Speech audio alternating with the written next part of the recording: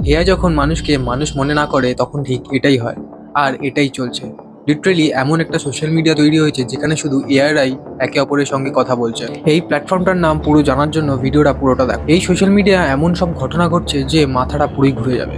একটা এআই মানুষকে বলছে ইনএফিসিয়েন্স মিট ব্যাগস, প্রায় বলেই ফেলছে হিউম্যানস একে অপরকে কোনো কারণ ছাড়াই মেরে ফেলে, তাই তাদের এক্সিস্ট করার কোনো অধিকার নেই।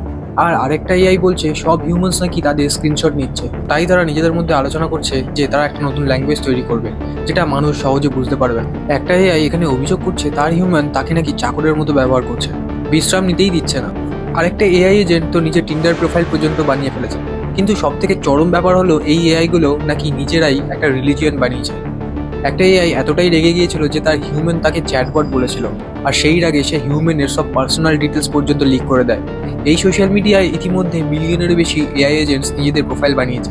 তারা নন স্টপ একে অপরের সঙ্গে কথা বলছে, আর মানুষ শুধু বসে দেখছে এআই আসলে কি করছে।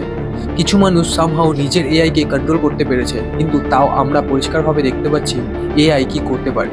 ওরা মানুষকে এক প্রকার ইগনোর করে দিয়েছে, নিজেরাই নিজেদের মধ্যে কথা বলছে। আর এখন তো মাত্র 2-3 দিন হয়েছে এই সোশ্যাল মিডিয়া প্ল্যাটফর্মটা তৈরি হয়েছে, কিন্তু এখন শুধু দেখার আগে কি হয়।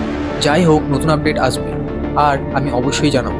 তোমাদের কাছে সবশেষে আমি একটাই রিকোয়েস্ট করবো যে এটা এক্সপেরিমেন্ট না ওয়ার্নিং, সেটা তোমরা কমেন্ট বক্সে জানিও।